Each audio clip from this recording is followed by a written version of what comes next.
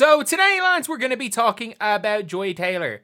Why are we talking about Joy Taylor? Are we going to be talking about the lawsuit? Are we going to be talking about all the allegations?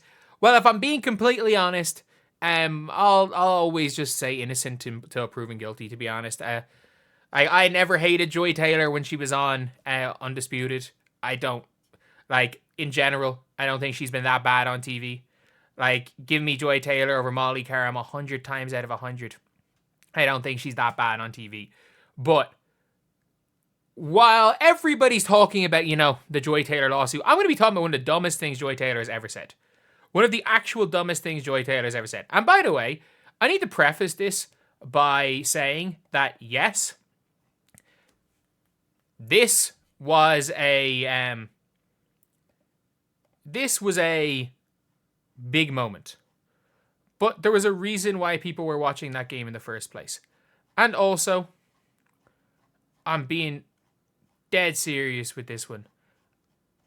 For anyone saying, oh, it was just heat in a moment trash talk from Angel Reese, I agree. This right here, why is it not, oh, sorry, this isn't, this is her friend's post, this isn't the video. But if you guys haven't seen this video, this is after the game. She's videoing herself on IG Live going, this is for you, Caitlyn Clark. Even after, 20 minutes after win the championship, Caitlyn Clark's already given the interview, given her, post-game interview and everything, and I think she might have defended Angel Reese for not doing anything out of line, and then, this is for you, Caitlyn. That did happen, which people are forgetting. Either way, though, at the end of the day, I don't mind that. I don't mind if two players don't really like each other. I think, there's a mutual respect there, but there is no way either of Caitlyn Clark or the Angel Reese particularly like each other, but there is a respect there. Either way, though, this is the dumbest thing that she has said. Because, first of all, if you guys have not seen, one day before the game between Caitlyn Clark and Angel Reese, look at the interest. Caitlyn Clark's never hit a bigger point in the year of 2023 than she did after beating South Carolina. Because what she did to Louisville, everyone watched South Carolina game and she did it again. Obviously, she's since hit bigger points, but this was one day before this situation. Looking at the Google Trends. It's actually the most relevant Caitlyn Clark. Up there with the most relevant she's ever been. But let's listen to Joy Taylor. She just said, the national championship game. We were not talking about Caitlyn Clark before Angel Reese walked up to her, did this, and pointed to the ring. This is not my opinion. I lived it. I watched it. It was recorded. It was broadcasted live. We were not talking about Caitlyn Clark before that moment. Why were we watching the game? And by the way, you can have dumb takes. You can have extremely, extremely dumb takes. I'm sorry, you can probably find me ranting like this about how Boris Diaw should have been the 2014 Finals MVP, and you can probably say that's as dumb a take as that. But when we're talking about Joy Taylor, let's not go for hearsay. Let's go out with innocent until proven guilty. And if you want to go at Joy Taylor, let's go with Joy Taylor for a dumb take. Let's go with her for a dumb take here. Google search one day before. Monica Sinano, center leads, shooting percentage, a stat that would be better known if she didn't play alongside Clark. Took a few lumps in the first few days with Clark, literally the freshman at such a great quarter when she fired the ball to Sinano. She knew it was coming, it would hit her in the back of the head, side of the head. That went on much season until around the tournament. The Hawkeyes are playing Kentucky. Shipped to Sweet 16, and Sinano was running back transition. Figured there's no way Clark's going to throw the ball to her. Experience told her she'd probably check anyway. This time it was 3 inches from her face. Before Clark arrived on campus, Iowa's coach talked about all the things she brings. They decided that they never wanted to break Clark's spirit, only helped to tame her a little bit. I think sometimes I still shoot or should I not. I don't. It's a great story, but I don't know what relevance this has to this. And this is it from 2022.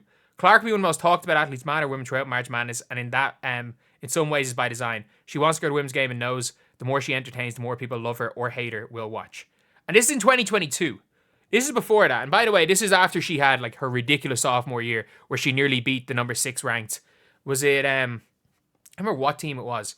Whoever it was, they were the number 6 ranked team in the nation, and her team had 7 players because of COVID. And it was basically just her against another team, and she had nearly 50. Was it Michigan? Was it Michigan? I can't remember. Either way, though, like they were knocked out early enough in that NCAA championship in her sophomore year, and that kind of was the problem. Was that if she had just had a championship run that sophomore year, Caitlyn Clark would have been equally as hyped up a year earlier. But the fact is that Caitlyn Clark was so hyped up in 2023 because of what she did against Louisville, what she did to Hailey Van Lith. She had John Cena tweeting about her. She literally had John Cena tweeting about her 2 games before the championship game. And then she went against South Carolina, where everyone said, okay, yeah, that's it. There's absolutely no way. You know what? Good win against Louisville. There's no way anyone beats South Carolina. And she only went and feckin' did it. And then she came up against Angel Reese. And I'm not going to lie, like, this says it all. This says it all. So Joy Taylor, in a day where you are definitely probably having a good time with social media, and a lot of people are like, oh, they're shocked that she's still on TV for Fox, and it's like, I'm sorry, it's extremely difficult to prove the allegations like that have been made against her, especially the real damning ones. Like, there's no way to prove, well, to be fair, there's no way to prove any of them, and there's no way to prove that after she was done with him, I'm not even going to say it because I don't think until it's proved, I don't think there's a point talking about it, which if that was in fact true and can be proved, I'm sorry, she shouldn't, she should probably be in jail if that was proven, or at least never work in media again, but it hasn't been. So we have to work with innocent till proven guilty here.